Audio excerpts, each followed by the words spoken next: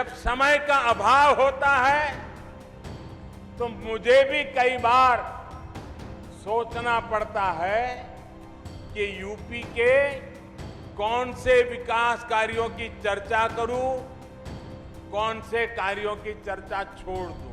ये सब योगी जी के नेतृत्व और यूपी सरकार की कार्यनिष्ठा का कमाल है। कैसे योगी जी लगातार यहां आते हैं, एक एक विकास योजना की समीक्षा करते हैं। काशी में छाए रहे प्रधानमंत्री नरेंद्र मोदी और मोदी के संबोधन में छाए रहे यूपी सीएम योगी आदित्यनाथ। नमस्कार, आप देख रहे यूपी तक और आपके साथ मैं हूं सुषमा। आज सबकी निगाहें काशी पर थी। प्रधानमंत्री जब संबोधित करने के लिए उठे तो बहुत उत्साह बीजेपी कार्यकर्ताओं में देखने को मिला। तमाम जो उनके संसदीय क्षेत्र के लोग थे उनमें भी उत्साह देखने को मिला। लेकिन इन सबके बीच में जो सबसे खास बात इस संबोधन की रही वो हम आपको बताएंगे, और ये बात क्यों खास हो जाती है वो भी समझाएंगे। लेकिन उसके पहले एक अहम जानकारी, उत्तर प्रदेश का विधानसभा का चुनाव कुछ महीने बाद होने वाला है, तो हमने शुरू कर दी है महा कवरेज यूपी किसका, जिसमें हम आपको तमाम पॉलिटिकल खबरें भी दिखा रहे हैं और उन खबरों पर तफसील से रिपोर्ट्स भी दिखा रहे हैं, इनसाइड स्टोरीज भी बता रहे हैं, और क्योंकि सियासी खबरों के कई मायने होते हैं तो उस पर एनालिसिस भी आपको दिखा रहे हैं। तो तमाम पॉलिटिकल खबरों के लिए आप देखते रहे यूपी तक, क्योंकि हम कोशिश कर रहे हैं उस सवाल का जवाब ढूंढने के लिए जो सवाल है यूपी किसका। चलिए अब उससे पर्दा हटाते हैं कि ये जो संबोधन था वो खास क्यों था।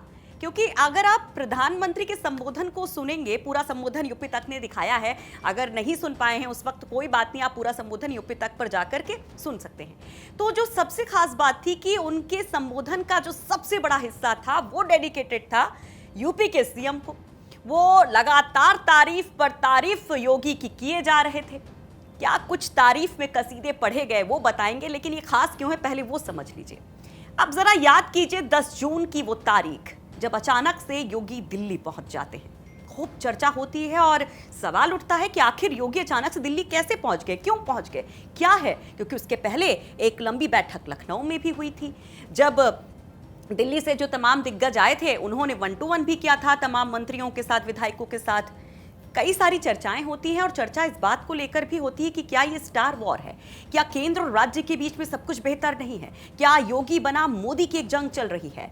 तो उस बीच में जब 10 जून को योगी दिल्ली पहुंचते हैं, अमित शाह से मिलते हैं, और 11 तारीख उसके जस्ट अगले दिन वो प्रधानमंत्री से मिलने पहुंचते हैं, तो और ज्यादा उत्सुकता बढ़ जाती है और ज्यादा चर्चाएं बढ़ जाती हैं सियासी गलियारों में।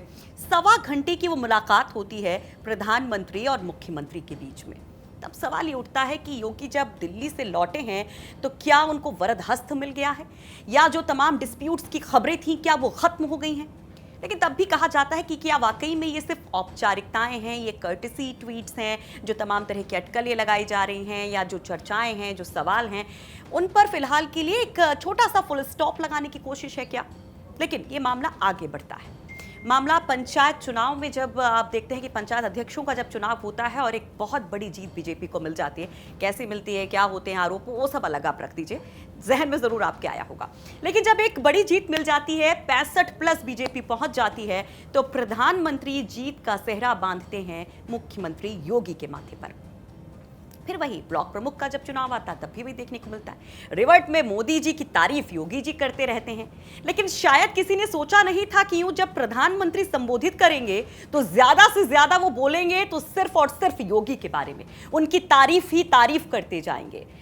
तो देखिए, पहले वो सुनिए कि क्या क्या उन्होंने तारीफ में कहा, जो मुख्य बिंदु थे या तारीफ के जो खास वो पॉइंट्स थे वो जानिए, फिर इसको और आगे बढ़ाएंगे, इस मतलब को समझने की जो अगली कड़ी है वो बताएंगे। तो सबसे पहले प्रधानमंत्री यहाँ तारीफ करते हुए योगी जी की कहते हैं कि जो सांस्कृतिक विकास है या फिर जो काशी का पुरातात्विक वैभव है उसको योगी जी ने आगे बढ़ाया, और न केवल सांस्कृतिक विकास को बढ़ावा दिया बल्कि शैक्षणिक विकास को, वैज्ञानिक विकास को भी बढ़ावा दिया। तो क्या कुछ कहा, जरा वो सुनिए। का आधुनिक ज्ञान और विज्ञान के केंद्र के रूप में भी निरंतर विकास जरूरी है। योगी जी की सरकार ये सरकार आने के बाद इस दिशा में जो प्रयास हो रहे थे उनमें और तेजी आई है। चलिए अब आगे बढ़ते हैं। तो ये तो आपने सुनी तारीफ, लेकिन इसके साथ साथ मोदी जी कहते हैं कि मेक इन इंडिया के सपने को अगर कोई राज्य साकार करने की ओर सबसे आगे है तो वो है यूपी। उनका कहना था कि कारोबारी और व्यापारी पहले यहां पर अपनी उद्योग धंधे लगाने से कतराते थे, लेकिन 2017 में जब गद्दी ये महाराज जी संभालते हैं, योगी जी संभालते हैं, तो तस्वीर एकदम बदल जाती है। ऐसा इंफ्रास्ट्रक्चर डेवलप किया गया कि सबकी पहली पसंद पूरे देश में यूपी बन गया है। जरा ये भी सुन लीजिए। मेक इन इंडिया के लिए यूपी पसंदीदा जगह बन रहा है।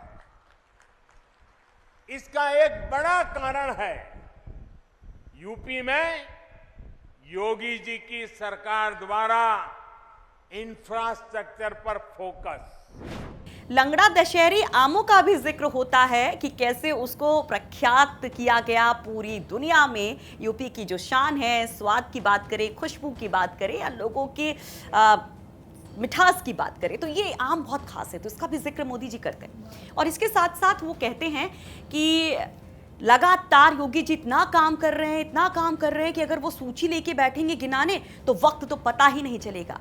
लगातार इतनी तारीफें, इतने काम गिनाए जाते हैं और कि मोदी जी की लिस्ट खत्म नहीं होती और वक्त खत्म हो जाता। जरा वो भी सुनिए। एग्रो एक्सपोर्ट हब के रूप में विकसित करने में मदद करेगा। इससे विशेष रूप से छोटे किसानों जो फल सब्जी उगाते हैं उनको सबसे अधिक लाभ होगा। साथियों, काशी और पूरे यूपी के विकास के इतने सारे कामों की चर्चा